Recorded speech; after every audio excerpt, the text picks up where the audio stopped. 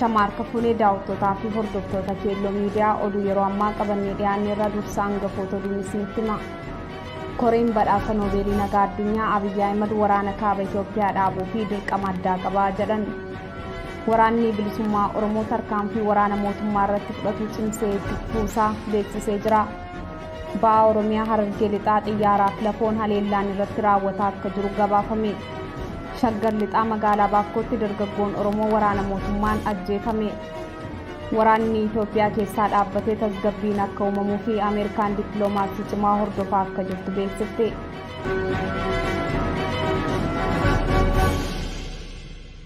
Daawwattoota keenyaa gara bal'ina oduuttaan isin dabarsaa. Oduu kan isinitti himu Mooneet Badhaasaati. Koreen badhaasa Noobeelii nagaa addunyaa Abiyyi Ahimad waraana kaaba Itoophiyaa dhaabuu fi dirqama addaa qabaa jedhan.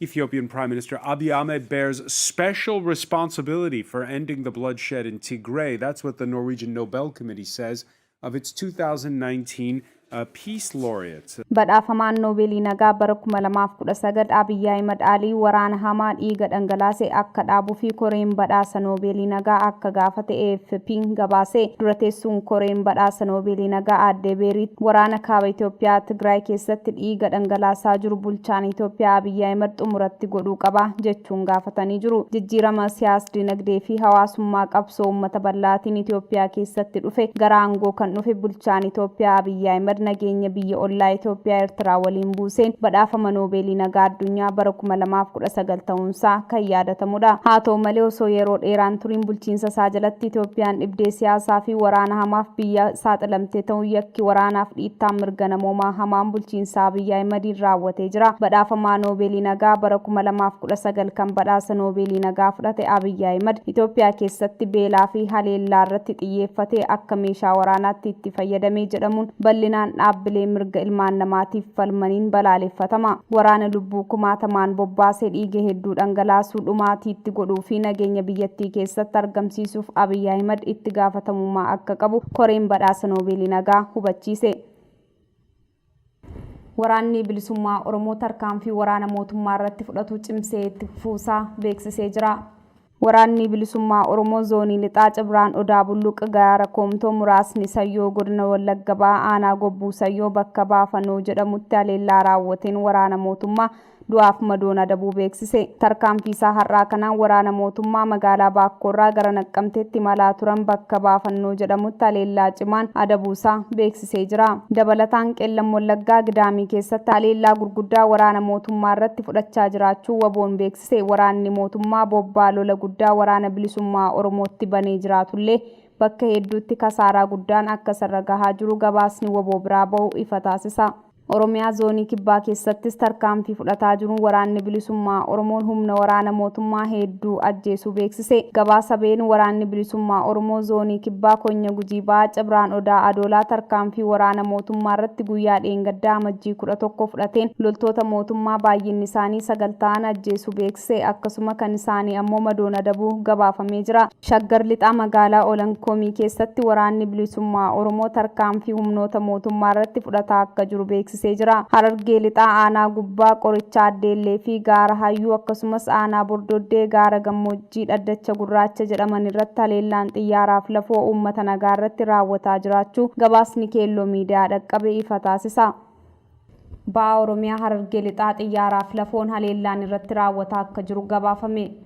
Mootummaan Biltsiginnaa gara jabina guddaadhaan uummata Oromoo haleeluu irratti kan fuulleeffate baatii kana keessa Oromiyaa bakkoota hedduu xiyyaaraan haleelaa akka jiru gabaafame. Mootummaan lafoo waraanee injifachuu dadhabuun uummata nagaa dirooniin haleeluu irratti fuulleeffate jechuun gabaasni ba'e ifa taasisa. Haleellaa xiyyaaraaf lafoo gaggeeffamaa jiru kanaan hawaasni nagaa hedduu miidhamaa jiraachuu gabaasni keelloo qaqqabe ifa kan taasisu. Dhiyeenya kana Qeellam Wallaggaa fi Wallagga lixaa xiyyaaraan haleeluu waraana mootummaa gabaasuun keenya kan yaadatamu.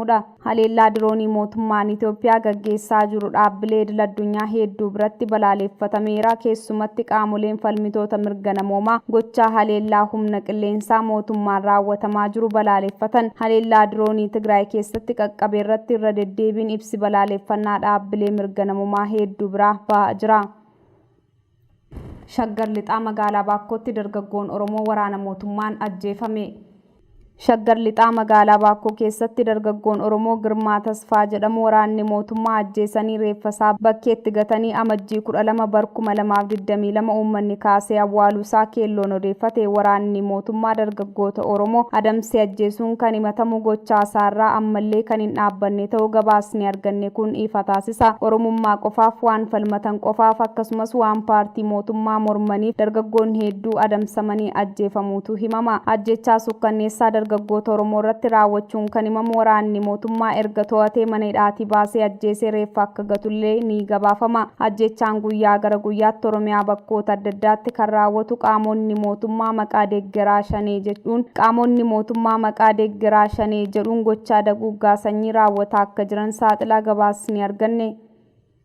Waraanni Itoophiyaa keessaa dhaabbatee tasgabbiin akka uumamuu fi Ameerikaan dippiloomaasii cimaa hordofaa akka jirtu beeksifte. Itoophiyaa keessatti waraana deemaa jiru dhaabsisuun nagaa waaraa biyyattii deebisuuf tasgabbii fi furmaata kaa'uun sarbama mirga namoomaa qaqqabaa jiru qolachuuf dippiloomaasii jabaa hordofaa akka jirtu Ameerikaan ibsite. Ibsi dubbii himaa waajjira dhimma alaa Ameerikaa Ned Price kennan kan hubachiisu lola Itoophiyaa keessaa dhaabsisuu fi Ameerikaan xiyyeeffannaa guddaan sochootii jedhan. Kanaafis karaa furmaataa kan jettu Ameerikaan gama dippiloomaasii cimaa ta'een hojiitti seenuu ishee akeekteetti. Dhimma waraana biyyattii karaa nagaan hiika argamsiisuu dhimmoota marii biyyoolessaa hunda hirmaachisaa irratti bulchitoonni Ameerikaa fi Itoophiyaa torban dabarsaa jiru kana bilbilaan kan haasa'an yoo ta'u yaadni bilbilaan haasa'ame sun qaama dippiloomaasii ta'uusaa Ned Price himee jira. Ergamatti kenname fixee kan jiru ergamaan addaa gaanfa Afrikaa Ameerikaan muuddee Jeefrii Feeltimaan torban kana Itoophiyaatti imaluun akkaataa waraanni kun itti dhaabbate nagaan bu'u irratti marii taasiseera. Akkasuma ergamaan addaa gamtaa Afrikaa pireezidaantii Naajeeriyaa duraanii Obasanjoon illee torban kana dhimma lola Itoophiyaa keessatti furmaata tolchuuf tattaaffii akka turantu gabaafama. Sochiin qaamolee dippiloomaasii taasisaa jiran kunneen martuu nagaa Itoophiyaa deebisanii lola biyyattii keessaa dhaabsisuuf akka ta'e gabaasni miidiyaaleen qoodamaa jiru ni hubachiisa. Lolli Itoophiyaa keessaa akka dhaabbatu fedhii olaanaa qabaachuu kan ibsitu Ameerikaan yeroo adda addaatti gama mariin rakkoon Itoophiyaa akka furmaata argatu gaafachaa kan turte. Har'allee sanuma jabeessuun lola biyyattii keessaa dhaabsisuu fi sochii gootu cimsitee akka itti fufte himaa jirti.